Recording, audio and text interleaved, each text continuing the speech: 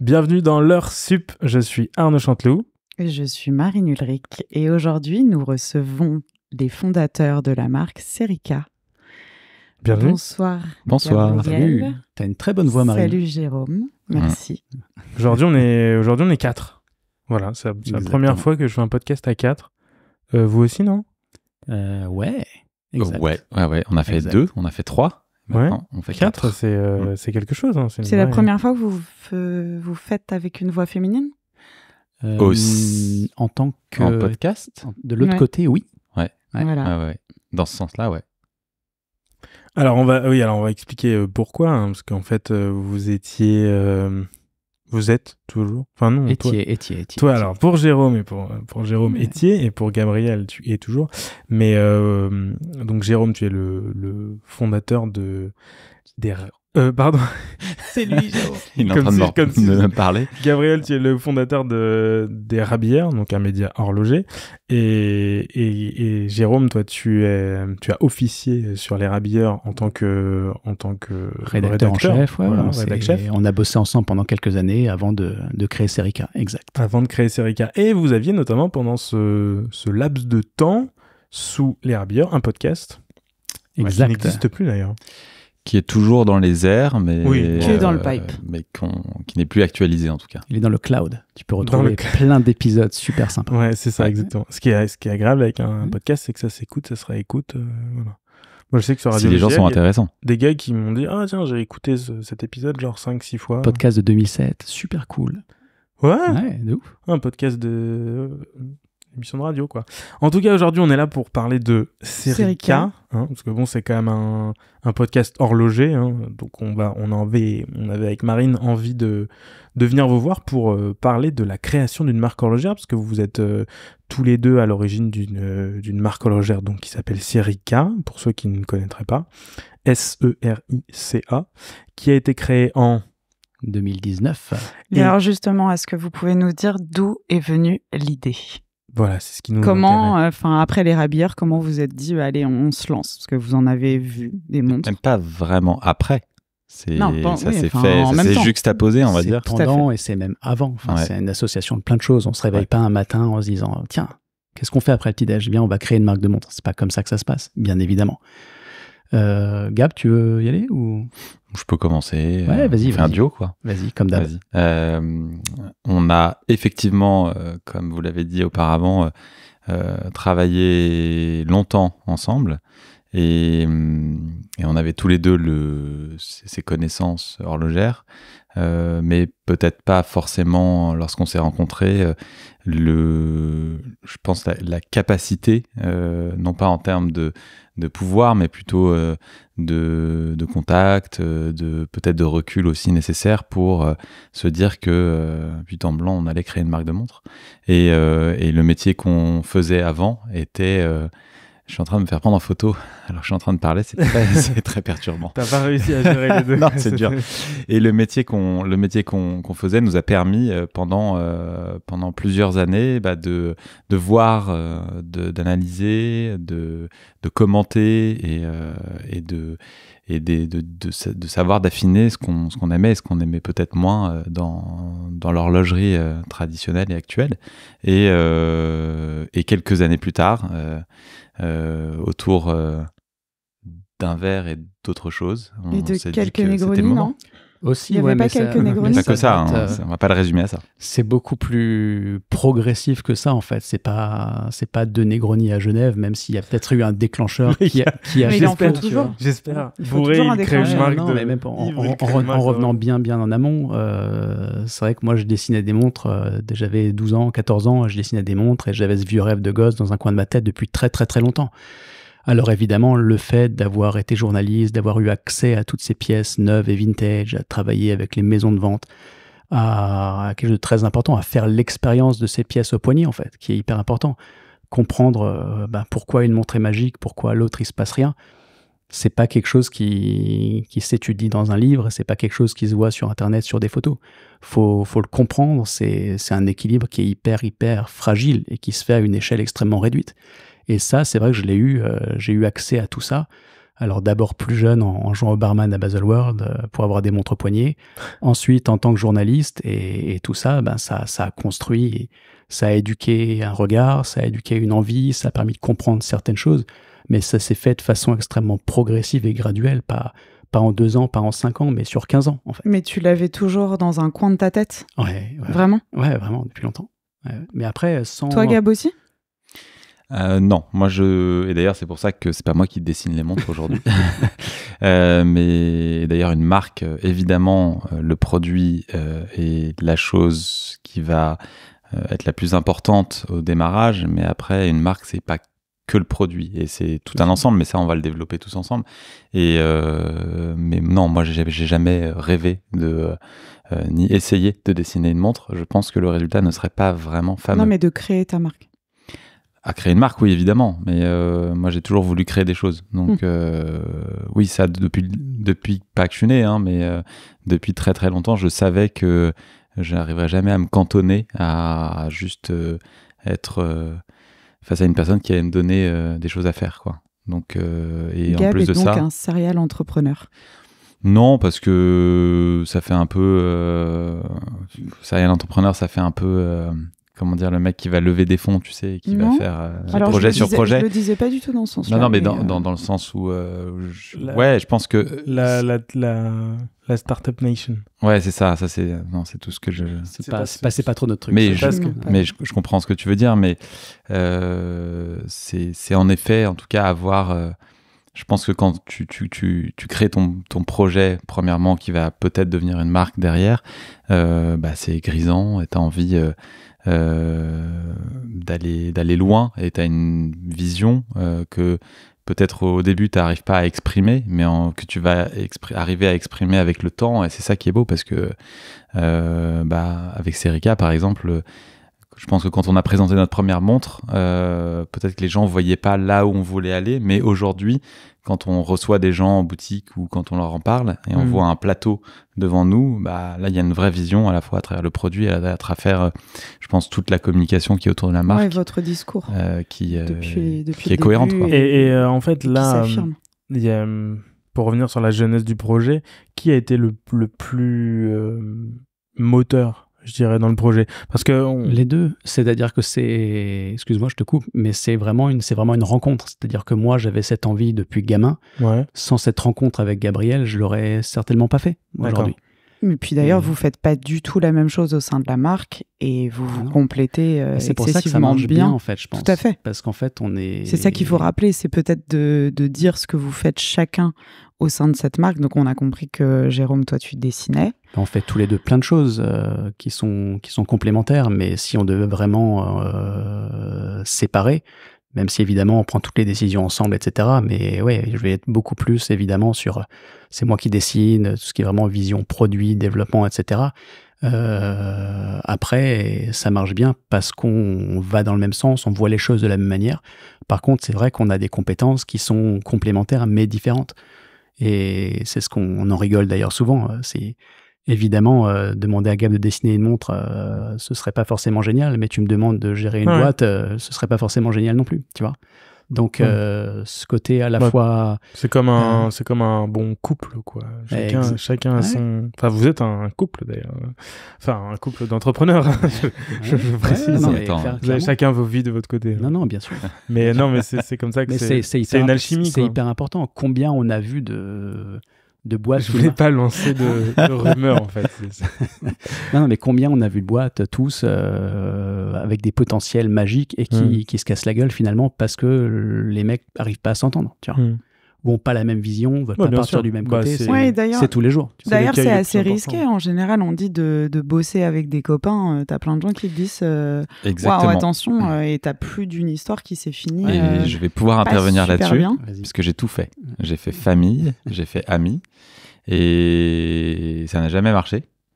Et je pense que certes, aujourd'hui, on peut considérer que avec Jérôme, on est à la fois amis et associés, mais on n'était pas amis à la base, en fait. On a d'abord bossé ensemble avant de devenir potes, en fait. On a certes bu un verre au début, mais très rapidement, on s'est mis autour d'une table et on a travaillé. Comment se passent les entretiens d'embauche. Ouais, On commence par un café et on peut continuer par une bière, ou autre chose. Mais du coup, tout ça pour dire, donc après, sur la jeunesse de cette marque, finalement, vous mettez ensemble sur ce projet, est-ce que vous étiez plusieurs sur les Rabières, vous travaillez ensemble sur la bière, vous décidez de vous mettre ensemble sur ce projet tous les deux, c'est ça? Ouais, après, vraiment, comme on est là ce soir pour parler de la genèse, toi tu voulais parler vraiment de la création d'une marque. Ouais, c'est ça qui m'intéresse. Et je pense que c'est important de comprendre qu'en fait, on crée pas une marque parce qu'on se dit, tiens, on va créer une marque.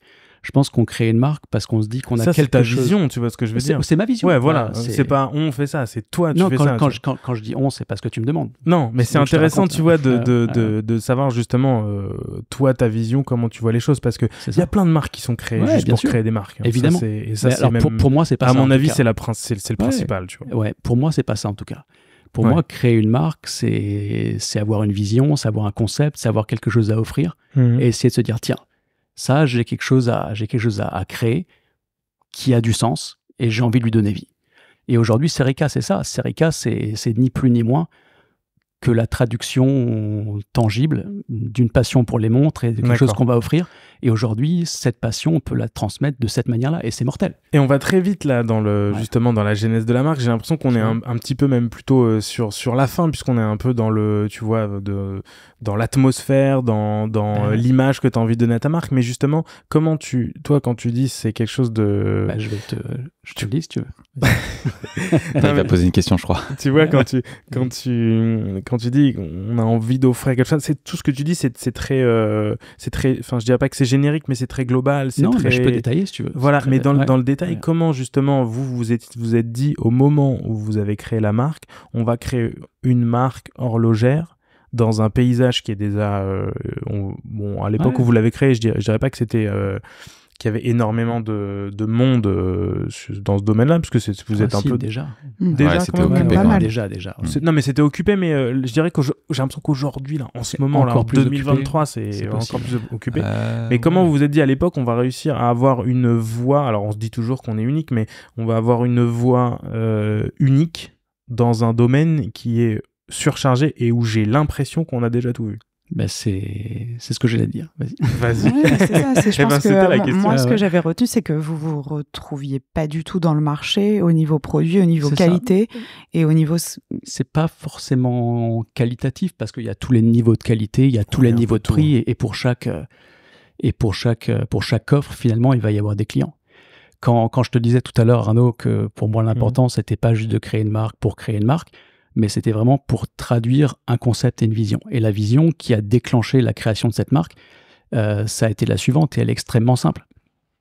Elle a été de se dire, en tant que journaliste, finalement, que les montres qu'on aimait, finalement, de la manière dont on les aimait, de la manière dont on voulait les trouver en tant que consommateur de montres, d'acheteur de montres, d'amateur de montres, on les retrouvait pas vraiment. C'est-à-dire que les montres qui nous faisaient rêver à l'époque, moi personnellement, les montres qui m'ont fait aimer les montres, ça va être souvent alors aujourd'hui des grands classiques. On peut commencer par deux très grands qu'on connaît tous. Tu prends une vieille Sub, une vieille Speedmaster, tu prends des vieilles montres militaires, des vieux chronos, etc. Moi, c'était quelque chose qui me plaisait. Et la démarche, elle a été de se dire, j'aimerais bien acheter une Sub, mais j'ai pas les moyens aujourd'hui. Ouais. J'aimerais bien qu'on soit encore en 1953 pour qu'elle me coûte 2000 €, globalement. Et ça, de se dire, la montre de sport, élégante, chic, bien faite, bien proportionnée, vrais matériaux, etc. Une montre versatile, qui a à la fois des qualités de robustesse et des qualités d'élégance, à un prix, j'aime pas dire abordable, mais à un prix cohérent, ça, on avait du mal à le retrouver, et c'est vraiment ce qui a généré la création de cette marque. C'est vraiment ça. Je suis d'accord. Et justement, par rapport à notre passif, souvent, et vous le savez tous les deux, quand tu vas, par exemple, sur un salon, là, on est en train d'enregistrer et la semaine prochaine, il y a un salon horloger qui va se passer. Qu'est-ce qu'il y a Non, mais c'est très juste. C'est très juste. Et en fait, tu te retrouves sur un salon et tu te mets à analyser un petit peu ce que tu vois, parce que tu vois beaucoup de choses, et tu as une espèce de déconnexion qui se passe en fait entre ton appréciation du produit et la valeur qu'il a. C'est-à-dire que tu en arrives à la fin de la semaine à te dire 15 000 €, en fait, c'est pas cher. Ouais, moi je suis d'accord. Il y a un moment, il faut aussi savoir prendre du recul par rapport à ce que tu vois. Et c'est vrai qu'on est tellement submergé par les marques, par les produits, par en bouffer matin, midi et soir, que c'est important aussi de se dire qu'est-ce que ça vaut, est-ce que ça me plaît, qu'est-ce que je retiens derrière. Et en fait, effectivement, c'est quand même... on passe des montres en présentation qui valent très, très cher. Et parfois, c'est dur en fait de garder une distance par rapport à ça. Et quand tu as un vrai concept aussi de savoir le pricer justement, alors je sais pas si vraiment ça veut dire quelque chose, mais juste, bien sûr. Mais t'en arrives à te dire en effet que en fait toi, même si tu ne pourrais peut-être jamais te l'acheter, t'en arrives à te dire que c'est pas cher. Donc il y a une vraie déconnexion entre la réalité du marché et en tout cas du marché dans lequel toi tu te positionnes en tant que client potentiel et l'offre en fait. Et donc on avait toujours ce même sentiment et pendant des années et des années. Et donc en fait tu commences à te dire que finalement ce que tu voudrais avoir, tu ne peux pas l'avoir. Tu ne peux pas l'avoir. Voilà. Et donc ça et beaucoup d'autres choses, comme l'a dit Jérôme, nous a amené à se poser la question d'abord, après à envisager des solutions et des options. Et évidemment aussi le fait qu'on connaissait bien ce marché-là et que on avait des contacts qui nous permettaient au fur et à mesure de se dire que potentiellement on pouvait le faire, eh bien on s'y est mis quoi. Entre le moment où vous avez commencé à y penser et le moment où est sortie la montre, il y a eu combien de temps ? 3 ans ? 2 ans et demi ? Ouais. Ah ouais, donc c'est énorme. Quoi. Ouais. C'est long. Enfin, c'est énorme. C'est à la fin. Quand on connaît un peu le truc, c'est rien, mais c'est du temps. Mais pour chaque modèle, même aujourd'hui, quand il y a une nouvelle montre qui sort, c'est entre 2 et 4 ans de travail, de développement, de solutions techniques. Et plus on avance, forcément, plus on a des idées qui nous paraissent géniales sur papier et qui sont compliquées à réaliser en production, et donc ils prennent encore plus de temps. Il n'y a rien de facile. Tout prend du temps, et surtout en horlogerie aujourd'hui. Donc, tout prend du temps, mais ce qui est important de comprendre, c'est pourquoi ça prend du temps. Parce que derrière, vous avez certaines exigences, qui sont tout à fait respectables, mais c'est ça aussi qu'il faut expliquer. C'est qu'on n'est pas sur une montre qu'on va avoir que tu vas penser, dessiner, et qui va être réalisée en 6 mois pour certaines raisons. Et ce qui est peut-être important d'expliquer, c'est quelles sont ces raisons. Ouais, le cahier des charges que vous avez mis au départ. Voilà. Il était compliqué et il était précis parce que, comme je vous le disais tout à l'heure, on avait un regard un peu éduqué sur ce produit, et moi, c'était un vieux rêve de gosse. Donc, quand j'en ai vu la potentielle réalisation, j'ai pris ça très, très au sérieux. Forcément, tu vois. Je te fais confiance pour ça. Ouais, mais c'est ça, c'est ce que j'allais dire, comme tout ce que vous faites, en fait. Mais donc à ce moment-là, vous vous rapprochez en pratique, disons vraiment là, pour parler en pratique, vous vous rapprochez de... Donc toi, tu dessines, mais tu sais dessiner une montre techniquement ? C'est ça, en fait. C'est-à-dire qu'aujourd'hui, et on revient... C'est donc son travail. Aujourd'hui, c'est mon travail, mais effectivement, il y a différentes choses. Techniquement, ça doit être compliqué. Il y a ce qu'on appelle... et tout, il y a ce qu'on appelle la cosmétique, donc l'habillage, tout ce qui va être dessiné. Et après, tu as ce qu'on appelle l'encombrement, donc qu'est-ce qui se passe à l'intérieur de la montre, pour tout ce qu'on voit pas, comment ça se passe. Moi, je vais faire tout ce qui est cosmétique au centième de millimètre. Et ensuite, effectivement, on va bosser avec un bureau technique qui a un pote aussi, qui se situe en Suisse, et lui qui va trouver des solutions, me dire si c'est possible, pas possible. Tout part du mouvement, en fait. Puisque nous, on est ce qu'on appelle un assembleur, hein, tu l'as compris, on n'est pas une manufacture de montre, donc on ne va pas faire nos mouvements. Donc on achète des mouvements à des manufactures, et ensuite, à partir de ce mouvement-là, qu'est-ce que je fais ? Qu'est-ce que je peux faire ? Le mouvement va nous donner une taille, va nous donner une épaisseur, et nous, autour de ça, qu'est-ce que tu vas gratter comme centième dans tous les sens ? Qu'est-ce que tu vas proposer comme habillage pour créer ta montre ? Donc, la première chose, c'était le mouvement. Avant de dessiner, t'es parti d'un mouvement. Toujours, c'est-à-dire que j'ai commencé à dessiner la montre en ayant en tête parce que la première montre, la Field Watch, c'est une 3 aiguilles. 3 aiguilles, grande seconde centrale. Donc, à partir de ce moment-là... Tu sais à peu près quel mouvement va aller dedans ? Ouais, bien sûr, tu connais, il y a des standards dans l'horlogerie qui fonctionnent. Il n'y a pas 1000 choix de mouvements. Il n'y a pas 1000 choix, mais il y a des options quand même. Il y a des options, il y a des options. Mais après, c'est vrai qu'aujourd'hui, par exemple, je sais qu'on nous demande souvent, alors le chrono Serica, les gars, c'est pour quand? Le chrono Serica, c'est pas pour tout de suite, parce qu'aujourd'hui, on n'a pas le mouvement qui nous permettrait de dessiner ce que j'ai envie de dessiner. Le chronographe intégré n'est pas un mouvement qui se fait aujourd'hui parce que c'est très coûteux, c'est des développements qui sont très longs, et il n'y a pas forcément d'exit parce que c'est pas une complication aujourd'hui qui fait vendre et qui est extrêmement coûteuse. Alors, ce qu'on fait aujourd'hui, c'est ce qu'on appelle des modules. Donc, tu as un mouvement mécanique automatique avec un module chronographe par-dessus. Ok, ça marche. Par contre, ça épaissit considérablement le mouvement. Et donc, si c'est pour faire une pizza au poignet, toute notre ambition, si tu veux, d'élégance, de polyvalence, etc., elle disparaît aussi sec. Tu vois.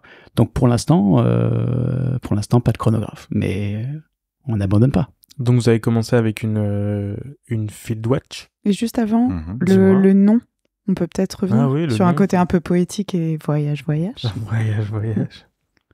Le nom Serica, comment c'est venu? Vous pouvez nous expliquer d'où ça vient? Ce que ça veut bien dire. sûr.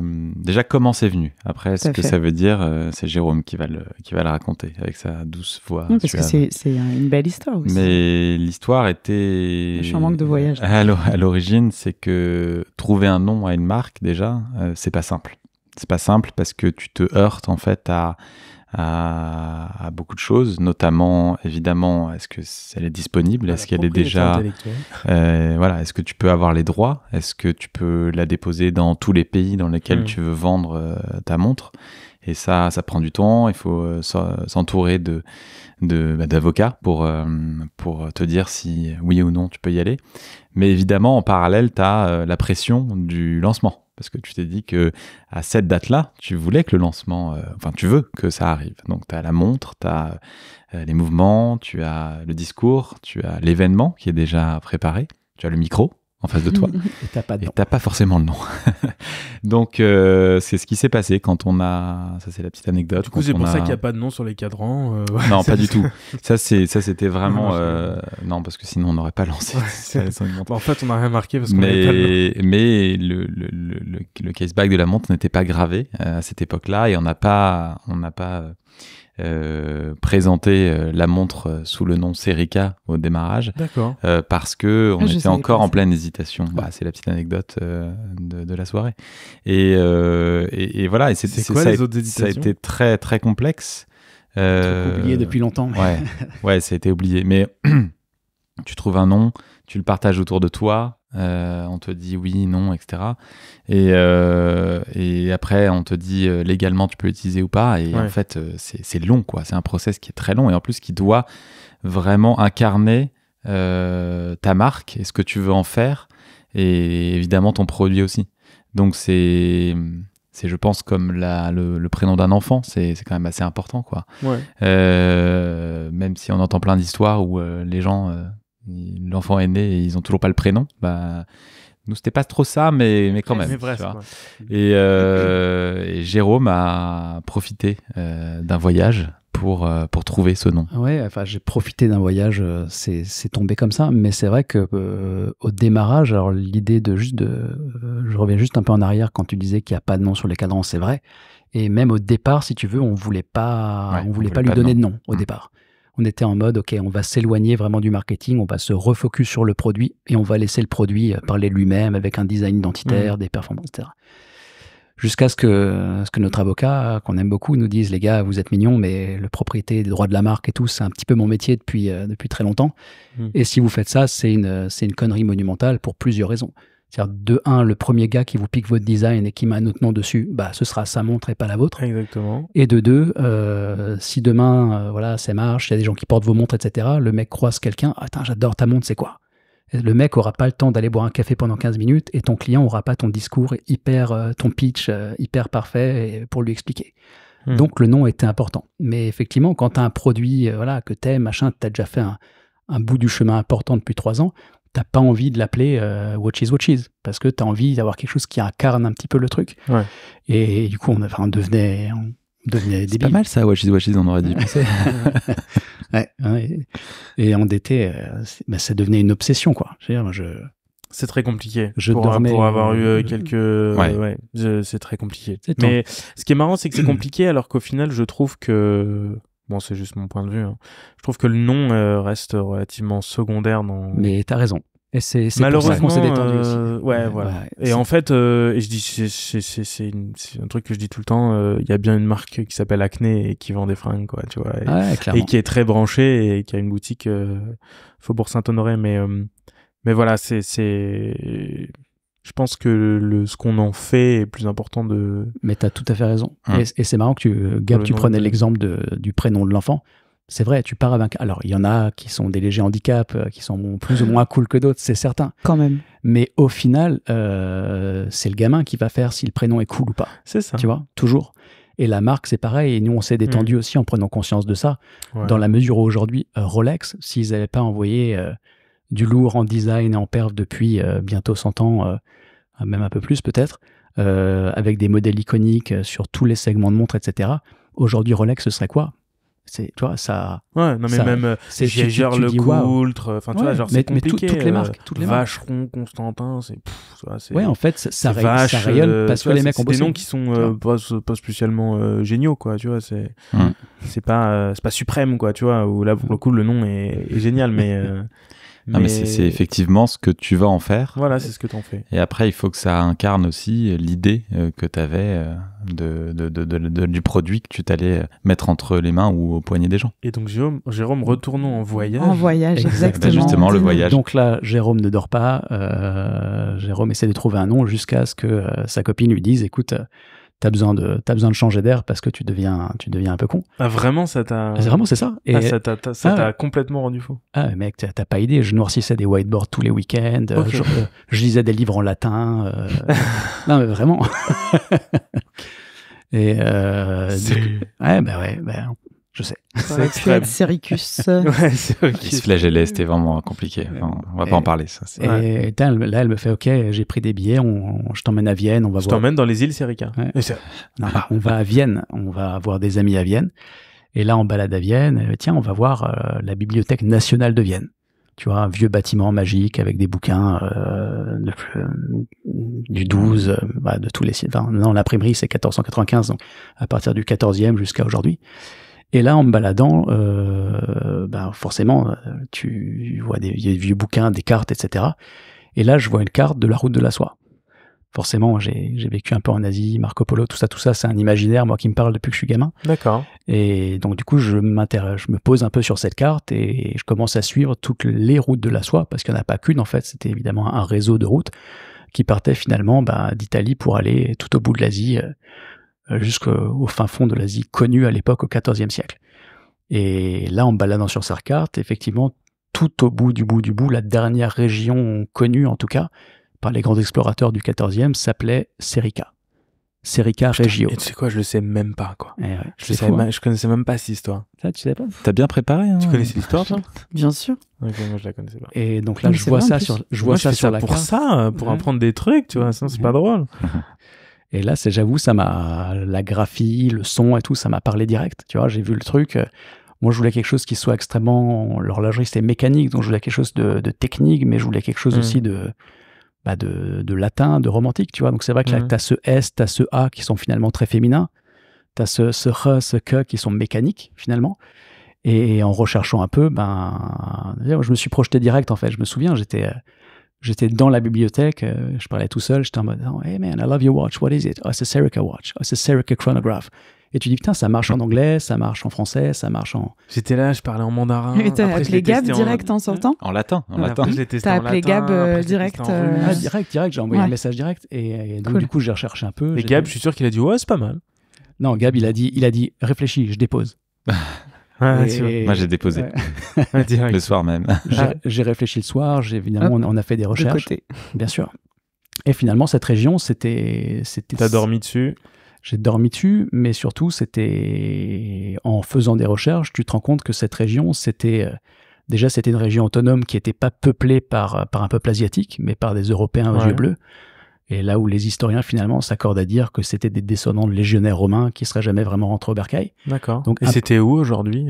Aujourd'hui, c'est une région entre le nord, la Chine, Mongolie, etc. D'accord. Par là-bas. Mais surtout, tu vois, peuple disparu, région disparue, et tu te dis, région du bout du monde, finalement, parce qu'il n'y avait pas plus loin pour les explorateurs du XIVe. et tu dis attends, j'ai une montre que je veux faire pour aller au bout du monde, Field Watch, forcément, robuste, etc. J'ai une montre qui, pour moi, en tout cas, de cette manière-là, n'existe pas aujourd'hui, peuple disparu, ça joue. Donc finalement, ça c'était le vendredi. Le samedi, c'est pas une blague, j'ai dessiné le logo avec un pote et une bouteille de Mercury, et le lundi, on faisait c'était en ligne, quoi, et on lançait. Donc last Ah minute. Ouais, c'était short time, vraiment. Ouais, on lançait, et c'est pour ça qu'on l'a pas dit le lundi à l'événement, parce que il fallait que ce soit déposé, etc. Ouais. Juridique. Oh. Ah oui, c'était un petit peu last minute, les gars. C'était un peu few, ouais, effectivement. Et c'est ça qui est justement grisant et drôle dans l'histoire d'une marque, c'est que t'as une succession d'anecdotes, en fait. Ça a été très simple de créer le modèle, mais après, c'était la main. Non, c'était pas très simple de créer le modèle. Ah, c'était pas très simple. Bon, je sais pas, 5 minutes. Non, et au niveau, justement... Entre 5 minutes et 3 ans. Ouais. Partenaire, vous saviez déjà qui allait voir, vous avez eu des déconvenus, vous travaillez toujours avec les mêmes ou Parce que là, pour ceux qui ne connaissent pas, on est à la troisième collection. Depuis la naissance du premier modèle. Vous avez beaucoup changé depuis, beaucoup. Et au départ, comment vous avez choisi vos partenaires on avait, on va dire qu'on avait quand même il y a un ami de Jérôme justement qui nous a accompagnés depuis le début sur la partie vraiment technique et qui a assuré le suivi du design de Jérôme pour justement ce qu'il disait tout à l'heure, valider tous les plans techniques des pièces, et qui est toujours là et qui bosse toujours avec nous. Ouais, une faisabilité technique pure et simple, quoi. Après, en termes de mouvement, on a commencé avec des états, mais on a évolué progressivement vers Soprod, avec qui on s'entend très bien, et des gens avec qui on bosse vraiment main dans la main, et ça, c'est hyper agréable. Mais avec le temps, évidemment, tes contacts s'élargissent, mais quand même s'affinent aussi. Ta relation de travail avec les gens, que ce soit en France, en Suisse, s'affine, et t'as des vraies complémentarités qui se créent. Peut-être ça qui est agréable. La réputation, la légitimité peut-être aussi. De la marque. De la marque. Parce que quand tu vas voir quelqu'un, bon voilà, tu lances un projet, ils disent ok, bon... Tu vois, c'est un petit personne, peu... Ouais, évidemment. t'es personne, quoi. Est-ce que ça va continuer? Est-ce que ça va perdurer? Ou, ok, bon, ils vont me sortir, je sais pas comment vous avez fait, les premiers, c'était quoi? 300, 500 pièces? Première pièce, 500, ouais. Au début, les fournisseurs se disent, je prends pas trop de risques. Après, tu les payes, hein. Ouais, après, tu les payes, mais c'est vrai que je sais que les fournisseurs en tout cas, moi, dans ce que je connais, plutôt dans la mode, mais ont souvent prennent souvent peu de risques, aiment pas trop rentrer un nouveau client qui va peut-être partir un an plus tard, parce que c'est aussi ils aiment bien aussi avoir des relations commerciales avec surtout en Suisse, ouais, t'as raison. Mais en Suisse après. Mais c'est vrai que c'est là où, encore une fois, être introduit par une personne suisse qui est là-bas depuis 20 ans, qui les connaît, etc. Déjà, t'es pas juste le Français qui veut faire des montres.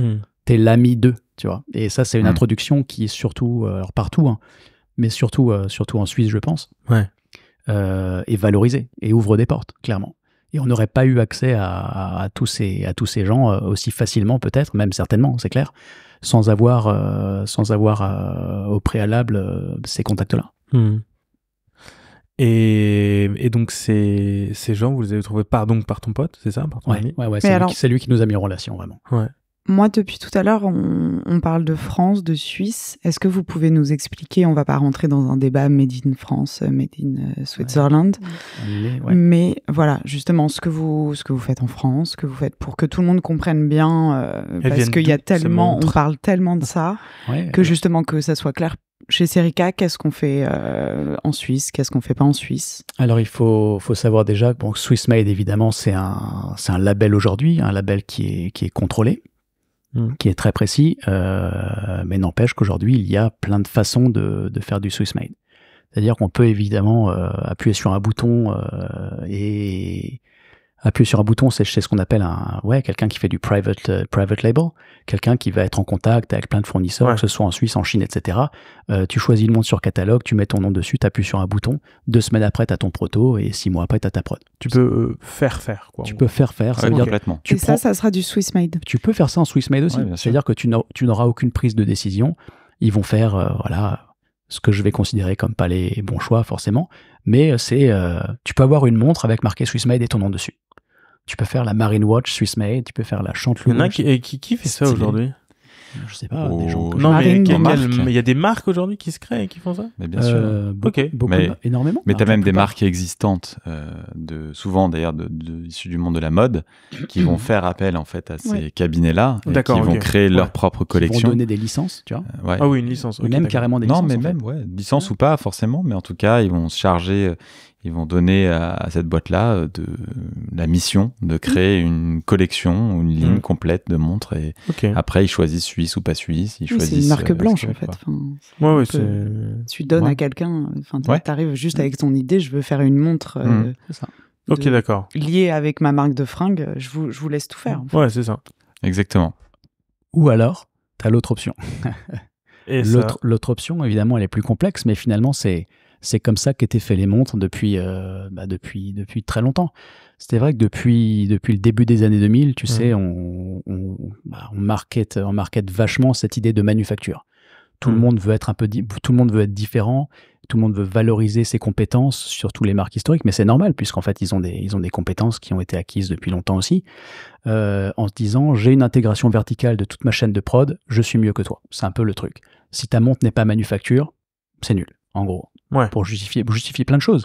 Alors, il y a des bonnes idées, il y a des moins bonnes idées. Ça ramène un peu à l'histoire, du moins à l'imaginaire de l'horloger derrière son établi qui conçoit, qui polit, Mais faut comprendre surtout aussi que fabriquer aujourd'hui une montre mécanique, et aujourd'hui et avant aussi, c'est quelque chose qui est complexe et que je compare souvent à faire un film finalement. Faire un film, c'est pas qu'une seule compétence. Il y a des producteurs, il y a des écrits, il y a des scénaristes, il y a des acteurs, il y a des chefs-op, il y a des éclairagistes, il y a des costumiers. Et tous ces gens-là, si tu veux, ils vont bosser ensemble au service de quelque chose qui est plus grand finalement que toi devant ta glace qui te regarde et qui joue, qui s'appelle un film. Et une montre, c'est pareil. C'est-à-dire que l'intégration verticale de la manufacture, c'est génial.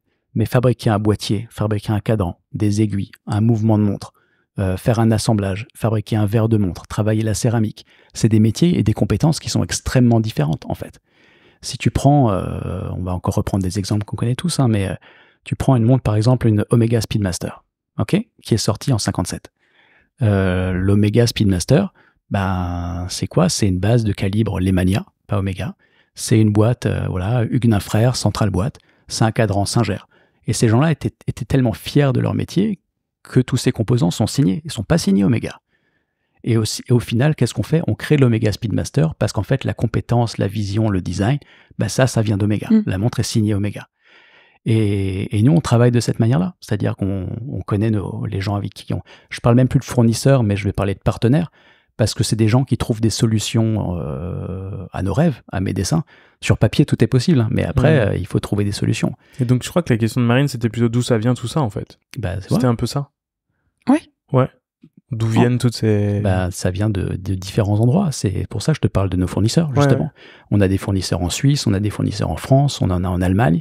On en a en Asie également, puisque alors aujourd'hui, si vraiment tu veux rentrer dans le qu'est-ce qui est fait et quoi où, c'était un peu la question. Ouais, je pense, je sais pas. C'était ça la question, Marie? Non, mais c'était par rapport, au made in. C'est facile. Aujourd'hui, on a évidemment tout un. Alors, ça part évidemment du design qui est fait ici, à Paris. Ensuite, tout ce qui est technique, etc., évidemment, c'est fait en Suisse. Les mouvements Soprod sont intégralement faits en Suisse également. On a une grande partie des cadrans qui est faite en Allemagne. On a la dépose de SLN sur cadran aiguille qui est faite en Suisse également. C'est quoi SLN? C'est le Super Luminova, très cher ami. Non, mais je sais, mais... je sais, non, pardon. Petit jargon. C'est Tecos, là. Ouais, ça parle Tecos. C'est une matière luminescente qui se charge avec les UV. Et après, quand tu éteins la lumière, ça brille. Exactement. On faudrait qu'on rajoute des effets sonores. C'est trop cool, les effets sonores.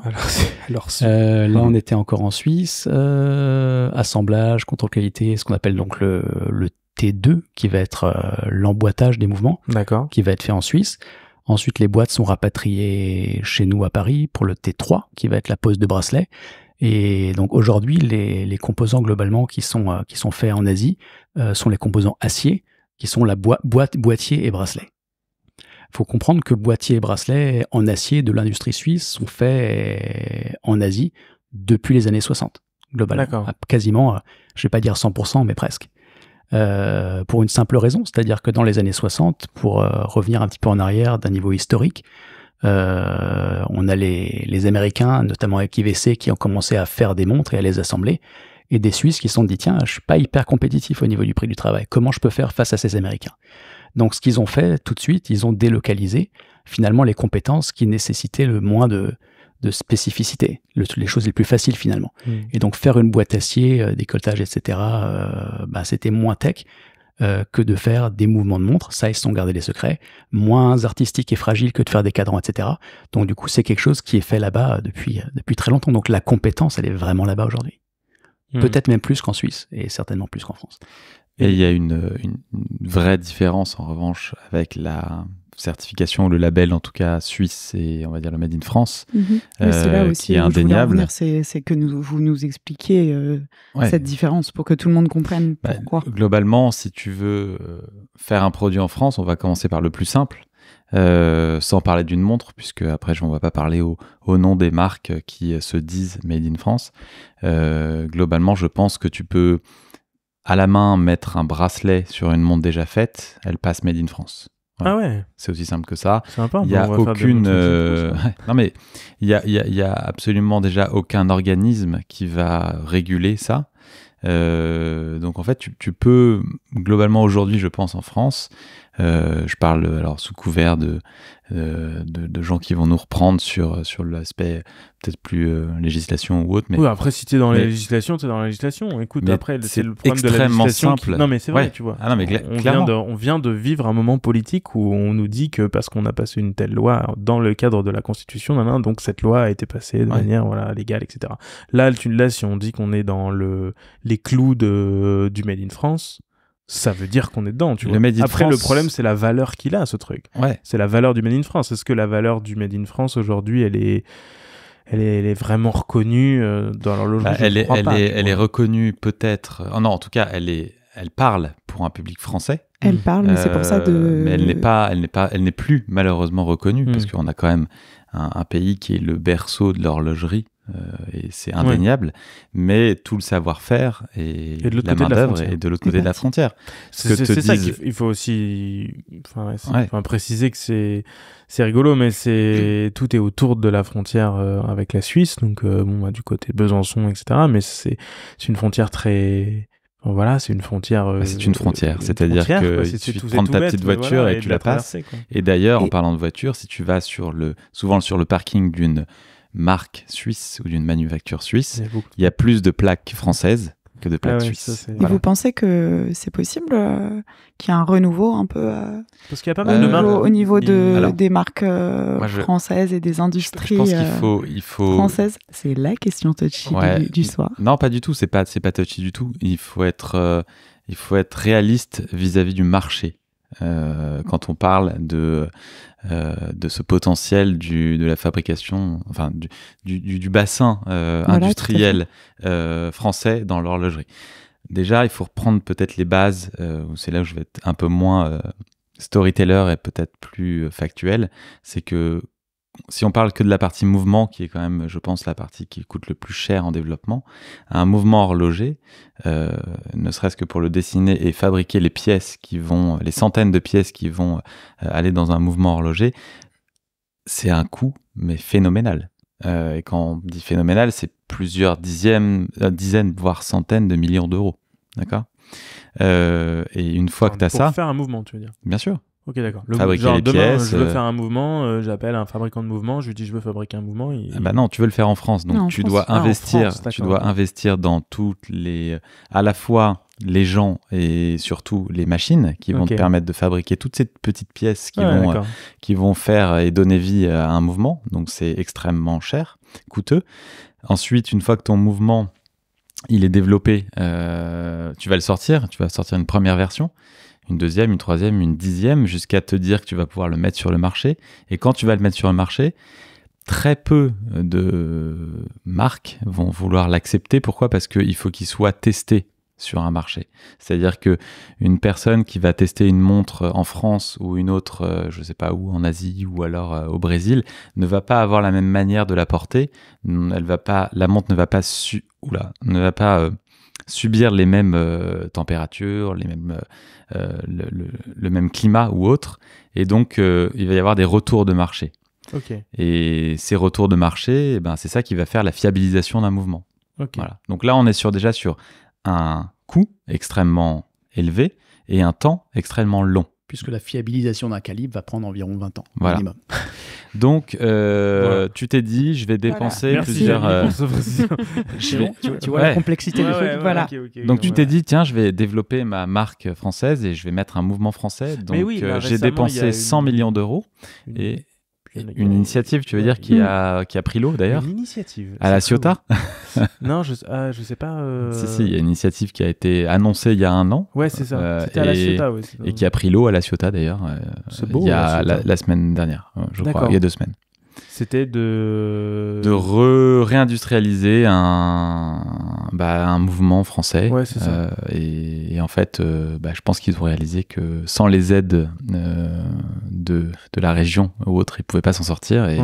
Et en fait, ils s'en ont pas sortis. Voilà. Malheureusement, hein, c'est triste. Ouais. Mais pour revenir au marché, je crois que le marché français s'évalue à peu près sur un segment de prix dans lequel on se situe à 300 000 montres vendues par an. D'accord ? Ce qui est très peu. Ouais, c'est pas beaucoup. Très, très peu. Attends, sur un segment de prix, sur ton segment de prix. Je pense plus de 500 et au-delà, quoi, euros. Voilà. Okay.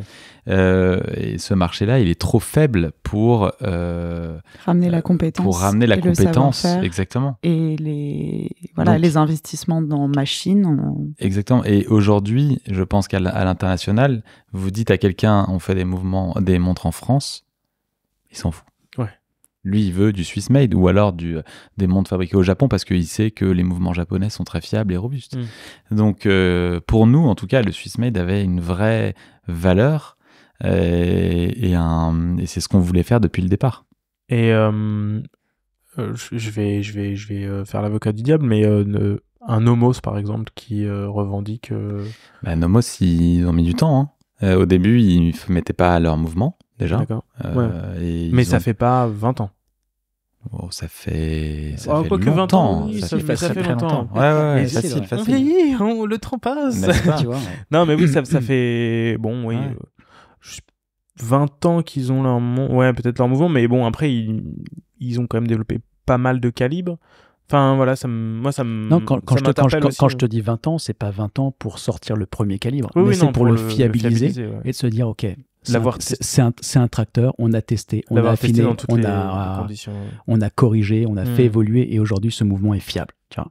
Ouais. Mais juste pour revenir sur le label Made in France, effectivement, c'est même si aujourd'hui on a une région, on a une marque, on a quelqu'un qui investit ces centaines de millions d'euros dans le développement d'un calibre français, admettons, qui fait en sorte que le tissu industriel en France existe à nouveau pour construire un mouvement de montre de A à Z. T'as ça, très bien. Après, là-dessus, tu vas rajouter effectivement les 10 ou 20 ans de fiabilisation. Et une fois que ton mouvement est fiabilisé, tu dis ok, très bien. Maintenant, j'offre un mouvement français, mais là-dessus, il faut encore rajouter limite la promotion pour donner la valeur au Made in France. Et cette promotion et cette valeur accordée au label, elle va se faire une fois que les mouvements auront été achetés, une fois que ces mouvements auront été dans des montres, une fois que ces montres auront été achetées, et une fois que ces montres auront été achetées par tout un tas de personnes sur un long terme aussi, et qui diront ok, ça maintenant ça tient la route, je sais que le Made in France ça tue, parce que ce mouvement, on le porte tous depuis 20 ans, et franchement, c'est sérieux. Ouais. Donc t'imagines un peu donc pourquoi pas, mais ça va mettre des dizaines d'années. Ah ouais. Exactement. Mais faut toujours regarder. Mais c'est intéressant d'expliquer, et je trouvais ça cool, parce que moi, typiquement, je l'ai appris avec vous, ça. Ouais. Donc, aujourd'hui, tu prends, pour moi, enfin en tout cas, la seule marque qui pourrait se dire aujourd'hui Made in France, réellement, si on comparait un label Made in France, si on le mettait au niveau du Swiss Made, ce serait Pékinais. Oui, c'est ce que j'allais dire. Il y en a pas deux. Et franchement, j'ai un profond respect, moi, pour les gens qui bossent chez Pékinais. On allait les visiter, on les connaît. Mais c'est triste ce que je vais dire. Mais depuis 10 ans que je suis dans ce secteur-là, Pékinais a fait faillite 3 ou 4 fois. ça dit que ça va en dire long, en fait. Ouais. À quel point c'est compliqué. À quel point c'est compliqué, c'est coûteux, et qu'il faut que le marché derrière suive. Sachant que Pékinier ne fait pas que de la montre française. Pékinier vient d'être pris, donc on leur souhaite... Mais oui, j'espère que ça va bien se passer. Ouais, c'est clair. Mais c'est pas simple, quoi. Ouais, c'est pas simple parce que le marché est tellement habitué aussi, j'imagine, à Swiss Made, que aussi, même la montre allemande, qui pourtant est une... Enfin, l'Allemagne produit de très jolies montres, hein, que ce soit... dans la région, toutes les marques de Glashütte, même Anhart, c'est très joli, voilà, il y a plein de choses comme ça qui sont pas mal, et pourtant, voilà, j'ai toujours l'impression que c'est le Swiss Made qui... Ouais, parce qu'ils ont communiqué dessus, ils ont capitalisé, ils ont des dizaines d'années, ils ont encadré, et ça fait partie de leur économie aussi. Bien sûr. C'est aussi. Ils ont pris ça au sérieux. Ouais, ils ont pris ça au sérieux. À la Suisse. Mais moi, j'adorerais qu'un jour notre cher président nous dise, on va reconquérir le monde avec l'horlogerie française, et on va mettre tous les investissements nécessaires et la communication et tout nécessaire pour que dans 20 ans, on y arrive. Mais il n'y a pas un président qui va dire quoi que ce soit parce que dans 20 ans, il ne sera plus là. Donc, ça ne sert à rien, en fait. On parlait aussi de marché, de tests. Au niveau de la clientèle, parce que moi, je connais un peu, pour en avoir déjà parlé avec vous, où se situent vos principaux marchés. Est-ce que vous pouvez nous l'expliquer? Est-ce que vous vous y attendiez? Parce que voilà, c'est pas forcément évident. Est-ce que vous aviez une idée en lançant Serica de se dire, je pense qu'effectivement on va plus plaire à ce marché, plus à un autre, ou pas du tout, ou c'était à tâtons, ça s'est fait comme ça au fil de l'eau, c'était des surprises bonnes, moins bonnes, enfin voilà. Non. Là où ça plaît, est-ce que vous pouvez nous en dire plus? Encore une fois, quitte à passer pour des gens très très égoïstes, en fait, la démarche, elle n'est pas de plaire à un marché, mais depuis le début, très égoïstement, on veut se faire plaisir à nous, tu vois. Ça, c'est vraiment la démarche de base. Et si nous, en tant qu'amateurs, entre guillemets, exigeants, on a les yeux qui brillent, on se dit, tiens, on va peut-être le présenter. Maintenant, c'est vrai que la magie des internets aujourd'hui a fait que, effectivement, comparé à il y a 20 ou 30 ans, il y a même encore 15 ans, on a pu être mis sur la carte des jeunes marques indépendantes et avoir accès à tout un tas de marchés relativement facilement. Aujourd'hui, il y a tout un tas de médias spécialisés en France et ailleurs, notamment en langue anglaise aussi, et ces gens-là sont lus dans le monde entier. Donc c'est vrai qu'on a eu la chance, dès le premier modèle, d'être repris par ces gens-là, qu'on peut citer d'ailleurs, les Hodinkee, Fratello, Worn & Wound, Time and Tide, tous ces gens-là qui ont dit wow, attends, ça c'est spécial, ça c'est vraiment cool, et qui l'ont dit haut et fort. Et donc quand on est lu dans le monde entier, forcément ça ouvre des marchés dans le monde entier. Et aujourd'hui on est même fiers de dire qu'on vend des montres dans plus de 70 pays. C'est plutôt cool. Et vous vous étiez aussi rapproché, la première édition s'appelle WWW Wristwatch Waterproof. Mais on l'a fait avec. On a un très bon pote qui s'appelle Matt Ranek, qui lui a fait office de porte-parole et d'ambassadeur, puisqu'il était là à Genève quand on a bu ces fameux Negroni et qu'on s'est dit on va y aller, c'est sûr. Oui, voilà, on n'a pas eu. Et cette personne-là, donc pour ceux qui ne connaissent pas, est journaliste, photographe, auteur, mais il a aussi effectivement une communauté assez importante sur Instagram notamment. Et lui aussi clairement nous a aidé. Aujourd'hui, il nous a beaucoup aidé et il nous a vraiment mis sur la carte aux US, qui aujourd'hui est notre marché leader, c'est sûr. Et faire ça entre amis, c'est encore plus cool, c'est sûr. Mais je pense qu'on ne s'attendait pas en effet à ce que sur les premières 500 montres et par la suite, en fait, on vende quasiment au départ, je crois, à 80% à l'étranger. Ça commence à se réduire. La France revient, mais ça a été un travail sur le long terme en fait. Mais en même temps, c'est normal. On connaît aussi les habitudes de consommation de chaque typologie de pays. Et on sait très bien que si tu dois comparer deux extrêmes comme les États-Unis et la France, le public américain va déclencher plus rapidement, mais aussi de te retourner très rapidement si ça va pas. Te lâcher également. On a eu la plus chance et heureusement de n'avoir aucun retour, donc tout va bien. Mais ou alors vraiment très très très peu. Tu veux dire aujourd'hui, quand vous vendez des montres, vous avez peu de retours, c'est ça? Non, ouais, très peu. Okay. Non, vraiment très peu. Et d'ailleurs, c'est une composante aussi. Tu parlais de la conception et de la durée de vie d'une marque. Le retour, c'est un vrai sujet. C'est un vrai sujet parce que c'est bien de vendre, mais si tu te reprends 10-20% de ta marchandise et que tu dois en assumer les coûts, ça peut faire vite mal et tu peux vite couler ta société en fait. Ouais. Donc nous, on a confiance en notre produit, on met tout notre savoir-faire et tout notre cœur à ce que la personne qui va la découvrir quand il va ouvrir cette petite boîte se dise « Ah, c'est encore mieux qu'en photo ». Et quand il va l'apporter, c'est encore mieux que quand j'ai ouvert la boîte. Du coup, c'est ça qui fait qu'on a peu de retours. Et après, le public français, ça a été plus long. Ça a été de l'éducation. Ça a été évidemment, on a toujours les fameux early adopters qui vont nous faire confiance parce qu'ils nous connaissaient à la base. Mais on a ouvert aussi une boutique. On a expliqué.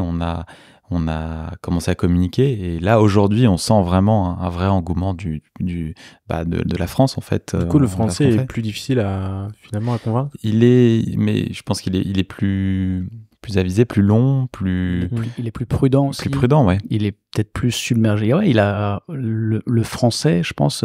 On parle souvent de mode, d'horlogerie, etc. Ça fait partie de son éducation. Du coup, il y a plein de messages, il y a plein de choses, et il y a ce côté français. Et moi y compris, attention. Dès qu'on raconte une histoire, dès qu'on explique ce qu'on essaye de faire, souvent le premier et au début on l'a vécu un peu comme ça. Ça nous faisait sourire en fait parce que on avait vraiment les trois typologies de clients. On avait l'américain, comme le disait Gabriel, qui dégaine tout de suite parce qu'il est éduqué business. Et donc, il voit une création, il voit des mecs qui bougent, il voit, wow, ça c'est cool, ça j'aime, je dégaine. On a le japonais qui est peut-être moins éduqué business, mais qui est éduqué produit. Ouais. Donc, il voit le design, il voit les matériaux, il fait, ok, j'y vais, je dégaine. Et on avait un public français au départ qui était en mode, attendez, qu'est-ce que vous essayez de me vendre ? Vous voyez ce que je veux dire ? Méfiant. Méfiance. Et parce que j'ai pas vu le produit, parce que acheter sur Internet sur des sommes qui commencent à être importantes, moi, c'est pas dans mes habitudes de consommation. J'ai acheté la première. C'est vrai, c'est vrai. Bravo, merci. Tu vas à contre-courant de tout ça. C'est vrai. C'est mon côté américain. C'était avant que tu partes aux États-Unis ? Juste avant. Ouais, tu vois. Parce que je l'ai récupéré en faisant un petit aller-retour. C'est vrai. Depuis Chicago. Avec ta jolie gravure. Exact. Avec ma jolie gravure, exactement. Tu t'en souviens ou pas ? Ouais, je me souviens. Form follows function. Exactement. Ouais, je me souviens. Et tu m'as refusé une gravure qui m'arrive beaucoup plus. J'avais dit non à quoi, rappelle-moi ? Ouais, tu peux nous dire ? Je sais ce que j'ai gardé. Il est rougi là. Mais je sais plus à quoi j'ai dit non. T'avais dit non parce que je voulais faire une référence à la Omega Speedmaster, derrière laquelle il y a marqué The First Watch Worn on the Moon. Exactement, oui. Et moi, je voulais marquer The Next Watch Worn on the Moon. J'avoue, c'était cool, mais et tu m'as dit non, arrête, c'est prétentieux. Ouais, il y a peut-être un côté gimmick. Exactement. Mais... Et donc j'ai mis autre chose. Alors les gars, on parlait d'ouvrir cette petite boîte. Quand on l'ouvre, vous pouvez nous présenter la première, la deuxième, la troisième. Voilà, et cette gradation qu'il y a eu pour en arriver à une certaine certification aujourd'hui sur la troisième co. Ça a évolué. Oui. Ça a évolué. Tout à fait. Ça a grandi. Ça a grandi avec vous. Le premier modèle alors. Le premier, Jérôme en parlait un petit peu avant, c'est la fameuse Field Watch. Donc référence 4512. Qui est cette 3 aiguilles. Est-ce qu'on peut juste savoir pourquoi 45-12 ? Pourquoi ? Bien sûr, tu peux savoir pourquoi. 45-12, en fait, on se connaît un petit peu, tu sais que je vois pas de quoi tu parles. Faire les choses par hasard, c'est pas trop mon truc. Donc du coup, la référence à 4 chiffres, effectivement, c'est quelque chose qui est pratique parce que ça permet d'être précis. Aujourd'hui, par exemple, si on produit, je dis des bêtises, la 45-12 de 2019 à 2022 et la 45-13 à partir de 2023, à l'avenir, quand on dira 4512, on saura exactement de quel modèle on parle, date de prod, quelles sont ses caractéristiques techniques, voilà, ça on sait. Donc c'est quelque chose de pratique. Petit côté Rolex.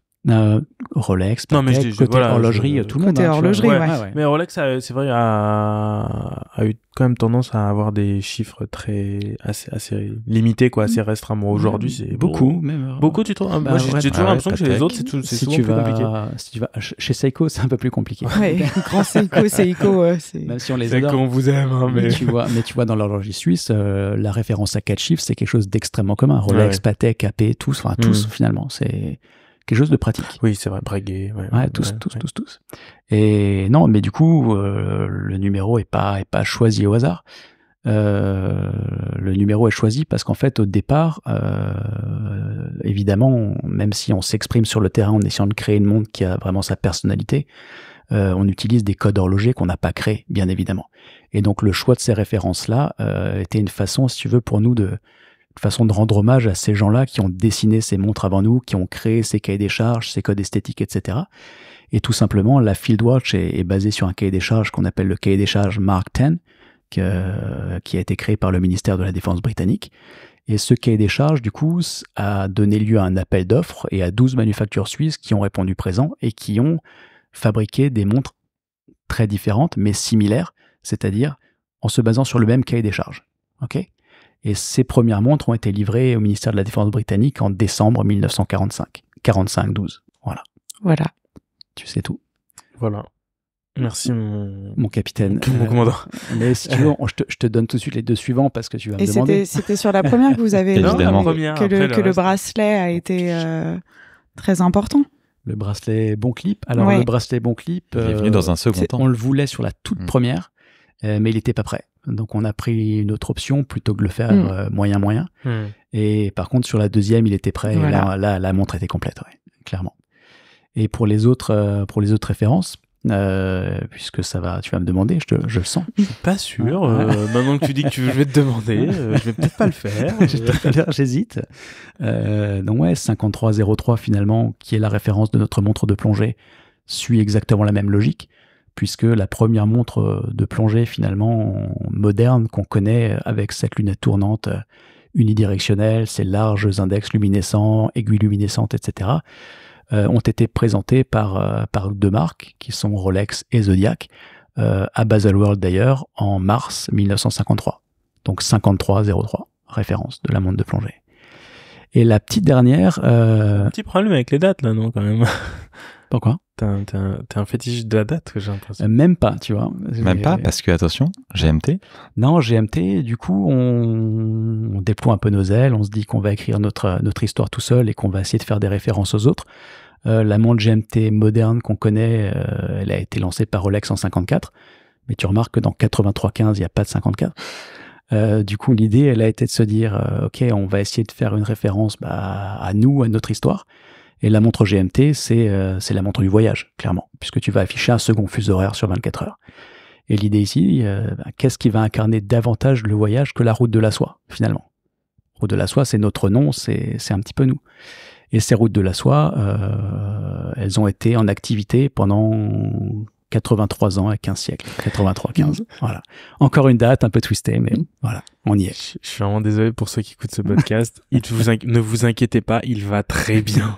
Il va très très bien. C'est quelqu'un. Il est totalement sain d'esprit. Il est plutôt en forme même. Ouais. Peut-être que sur la dernière qui est sortie, vous pouvez un peu nous raconter cette lunette. Et ce petit... Cette lunette bicolore. Fais-moi un moment ASMR là sur le micro. Si. C'est léger, hein. Moi, je l'entends. Ah, c'est tout doux, moi j'aime bien. Vas-y, refais-le. Ouais, celui de la GMT. Ça, c'était la lunette de la GMT. Tournante de la GMT. Chez Serica. Il est un peu plus doux. Il était très...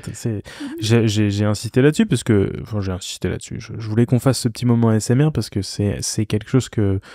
Si vous êtes venu chez Serica, rue Chapon, faire une petite découverte de montre, on vous a certainement fait écouter le cliquet de la montre parce que c'est quelque chose que vous avez mis du temps à c'est quelque chose qui vous tenait à cœur. Vous tenez à cœur et pour vous, ce genre de petits détails, je suis extrêmement d'accord. Je le dis d'ailleurs dans mes vidéos de temps en temps, mais j'aime bien le. C'est hyper important. On est d'accord. On est entièrement d'accord.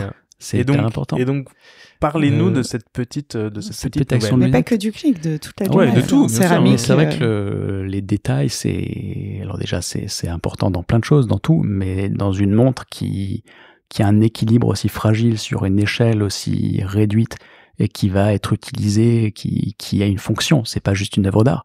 C'est quelque chose. L'interaction, si tu veux, avec l'objet montre, il intervient à plusieurs niveaux. Il va d'abord être visuel, effectivement. Donc, si la montre est pas belle, est-ce que tu vas avoir envie de l'acheter et de la porter? Pas forcément.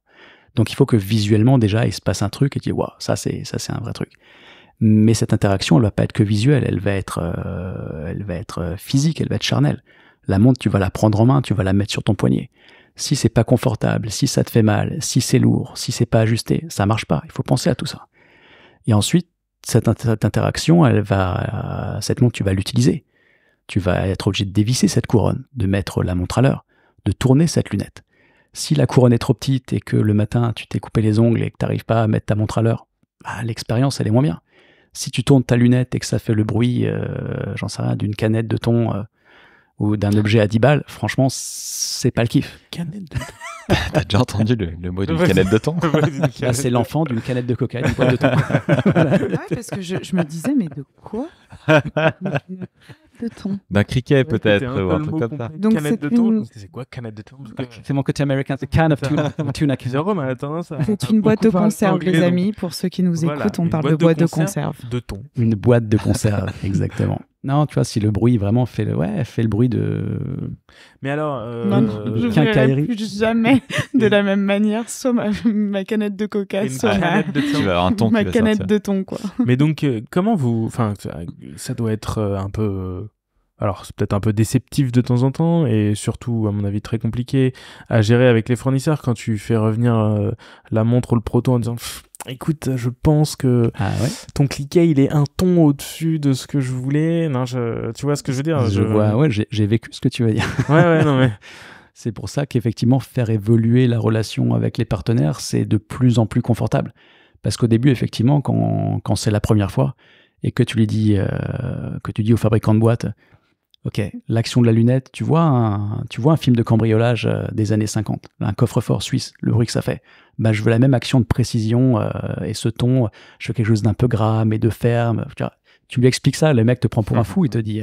On est sur un son gras un peu ferme. Il te dit, qui es-tu?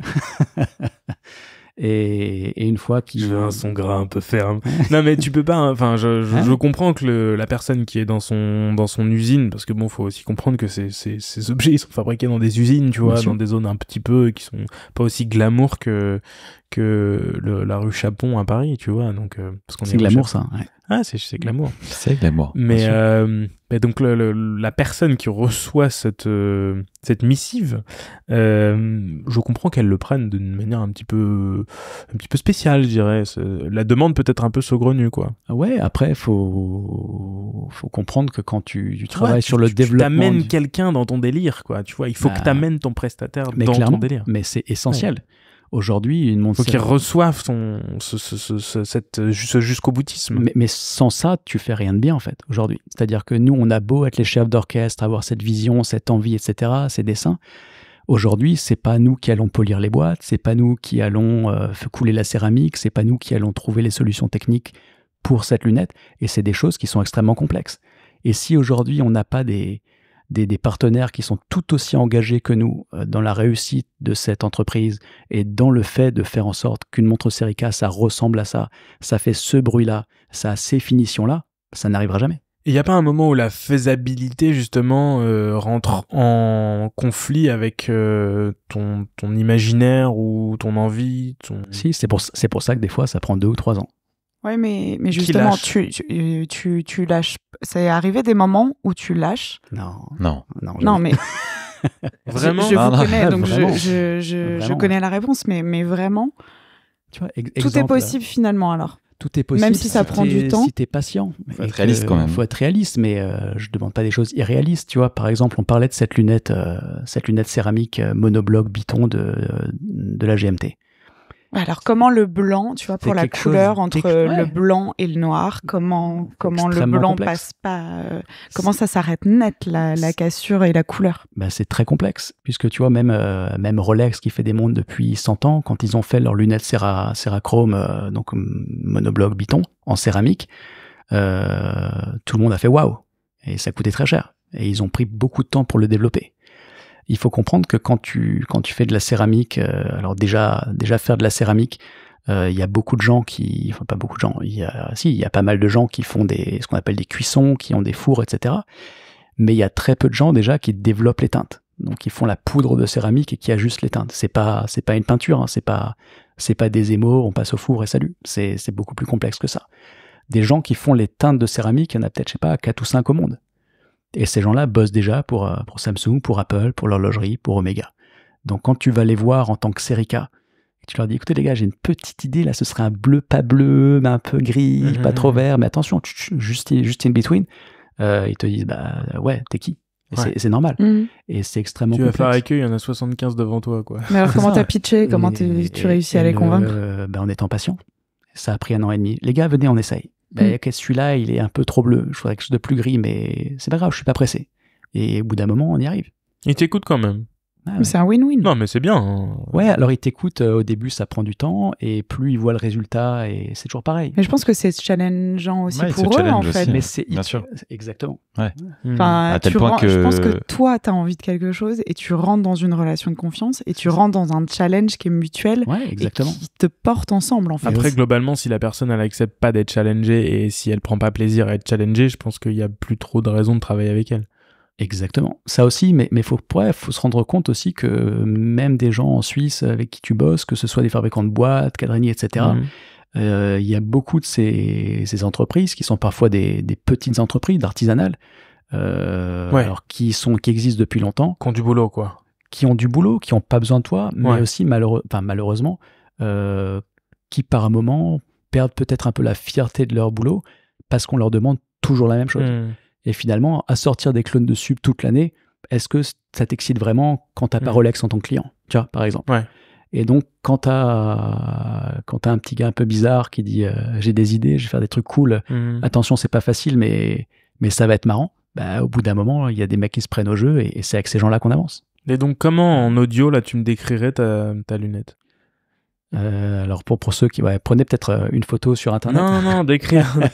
Alors tu vas sur Google, tu tapes Serica. Non, mais déjà sur le modèle GMT. Il faut comprendre que la GMT, c'est un exercice hyper compliqué, dans la mesure où on a une esthétique, celle de la 4e aiguille et de la lunette tournante graduée 24 heures, qui a été marquée, définie, construite, non pas une mais 2 reprises, par une seule marque, Couronnée, qu'on connaît tous.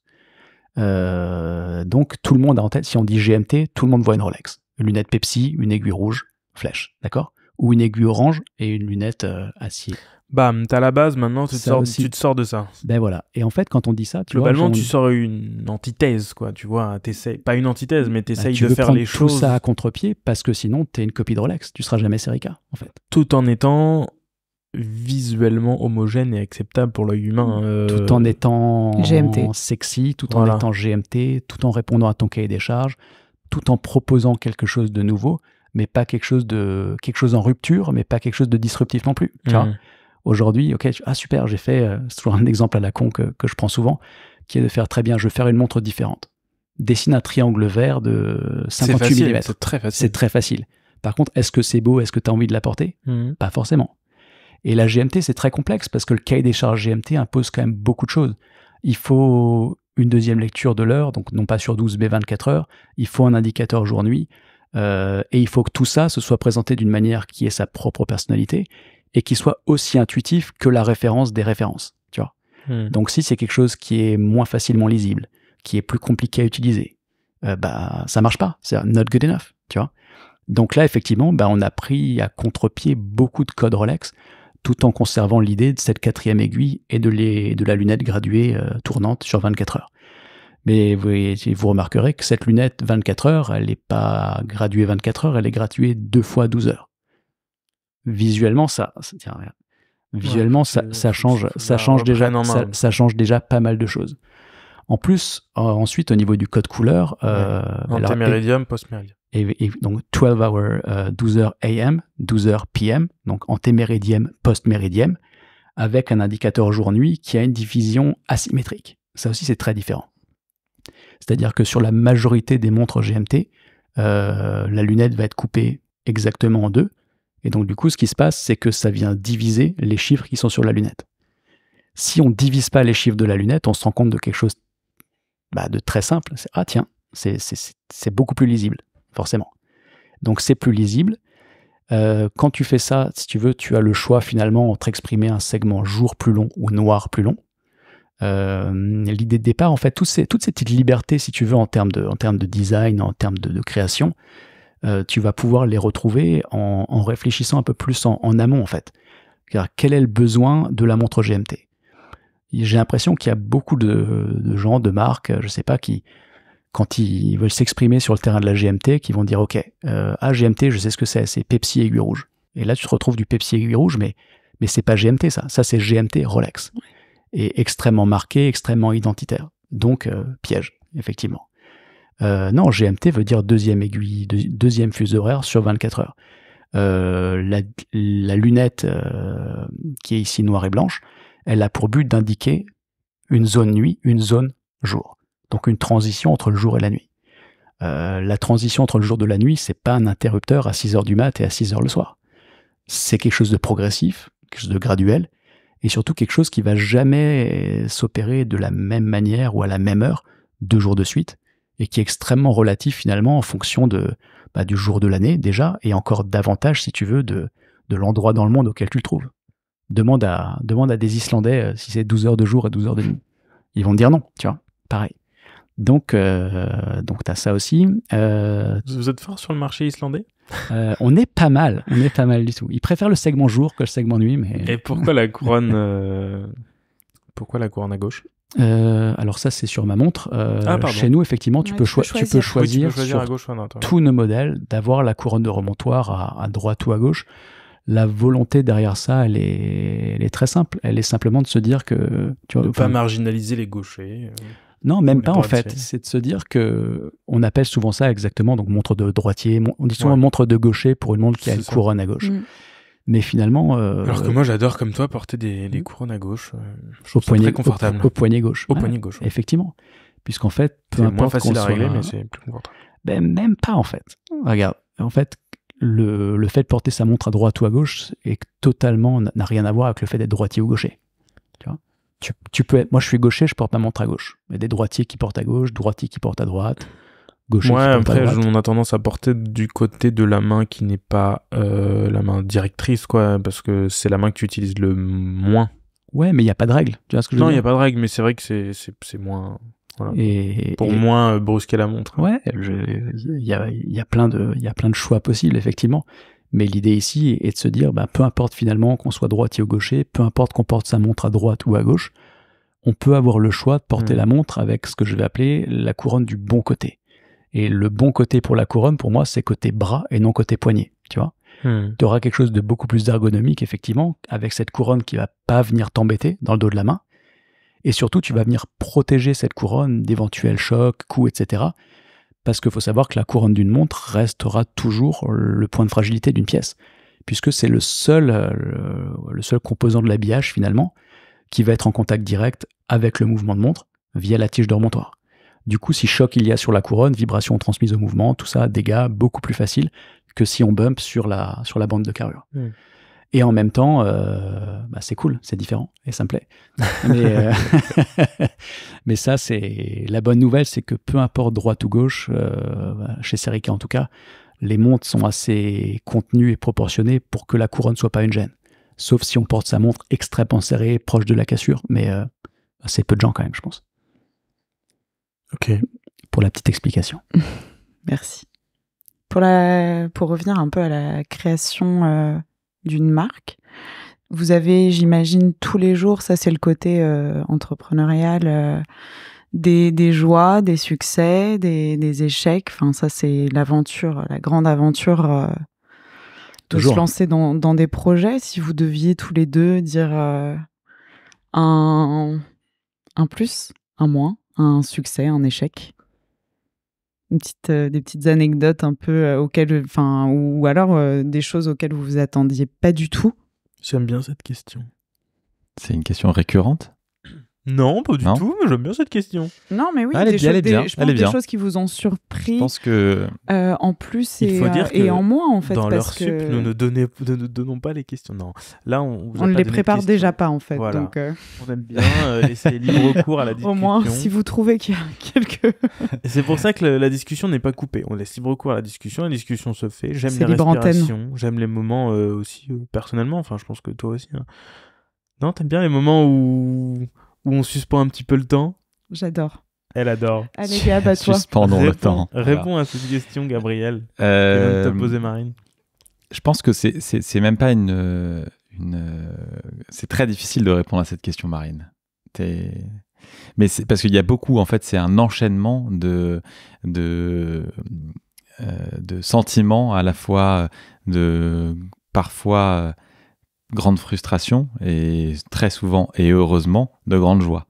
Parce que je sais pas, par exemple, on va prendre un exemple, quand tu reçois enfin le dernier prototype d'une montre que alors moi j'ai pas dessiné, mais en tout cas que j'ai vu et que m'a partagé Jérôme sur un écran pendant 2-3 ans.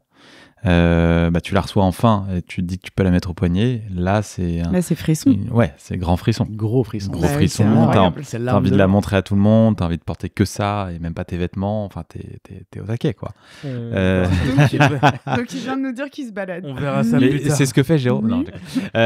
Non, mais avec son dernier proto. Non, mais évidemment, ça c'est vraiment sur le long terme, on va dire. Après, au quotidien, entre un lundi et un vendredi, pour être très factuel, il va se passer des moments où tu vas être à la fois très, très heureux et d'autres très stressé des nouvelles que tu apprends et tout ce que tu as à gérer, mais on va pas rentrer dans ces considérations-là parce que c'est pour tout entrepreneur, c'est la même chose. Bien sûr. Et que, en fait, je pense que la seule manière de réaliser ça, c'est de le devenir.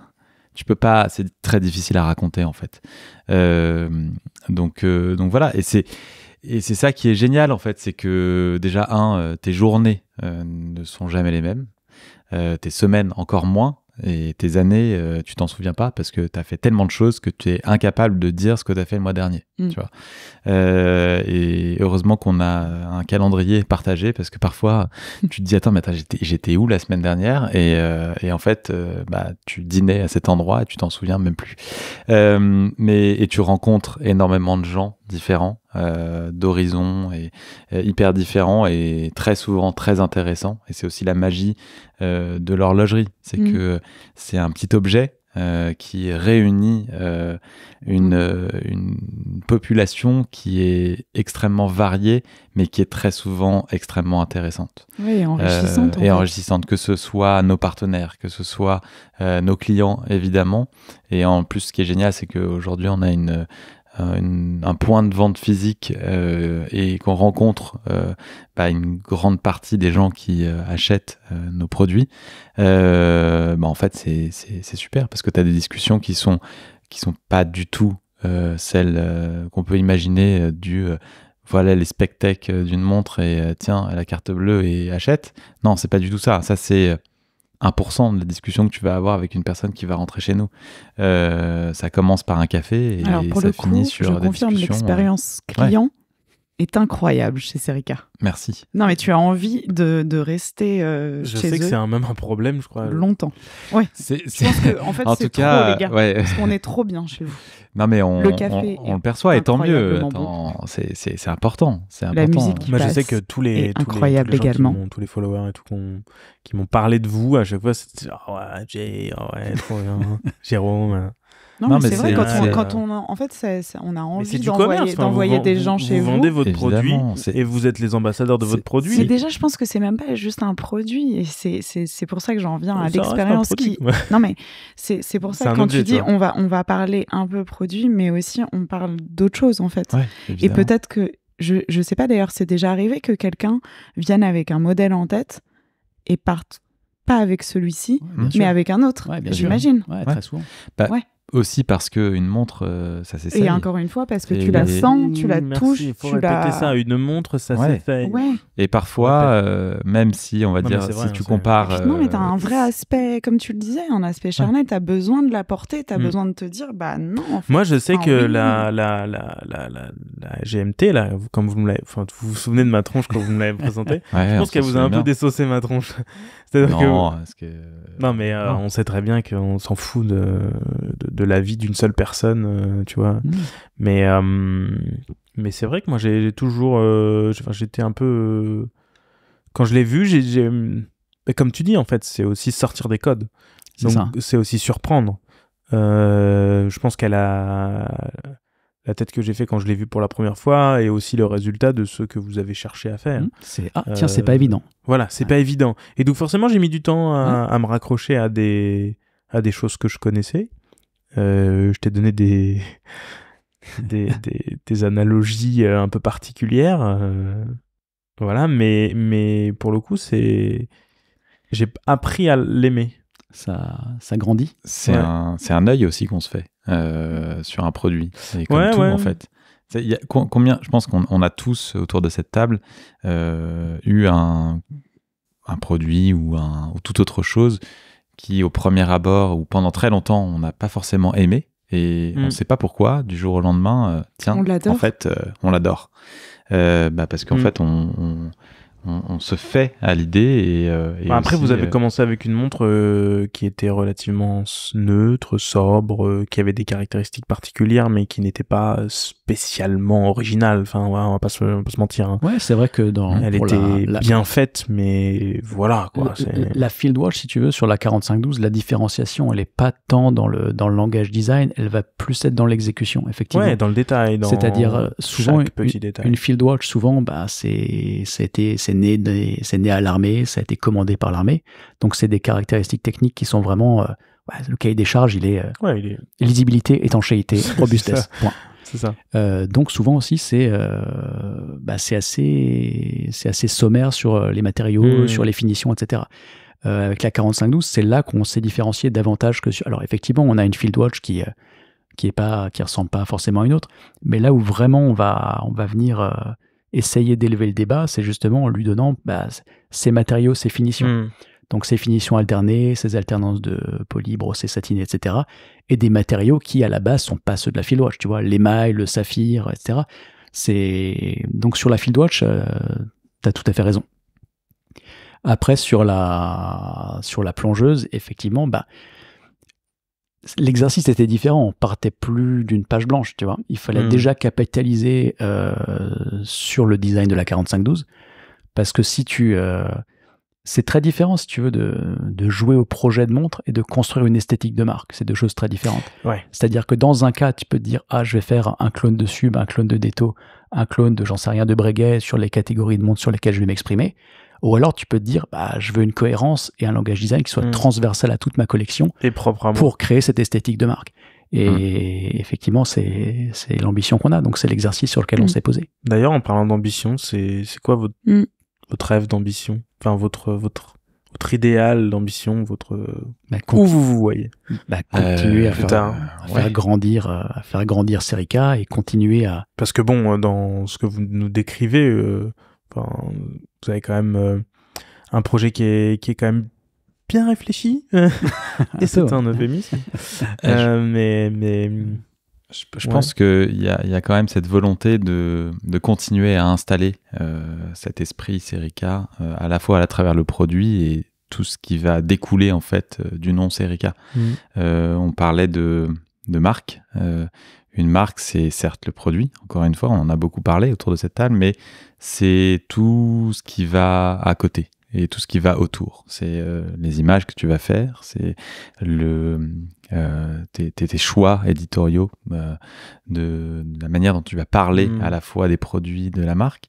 C'est ce qu'on disait tout à l'heure, c'est quand quelqu'un passe le pas de la porte ici, il faut que ce soit cohérent avec ce qu'il a entendu, ce qu'on lui a raconté, avec le produit aussi. Et donc, c'est une succession, je pense, d'éléments qui font que l'expérience Serica, au-delà du produit, elle elle est belle. Et ça, je pense qu'on est au tout début de l'aventure et on a encore énormément de choses à faire, à organiser, très clairement, et on en est conscient. Et quand tu vois la montagne en face de toi, tu te dis que tu vas y aller step by step. Au début. Ouais, mais c'est ça qui est chouette aussi. Bah, bien sûr. C'est qu'il y a un très très bel avenir devant.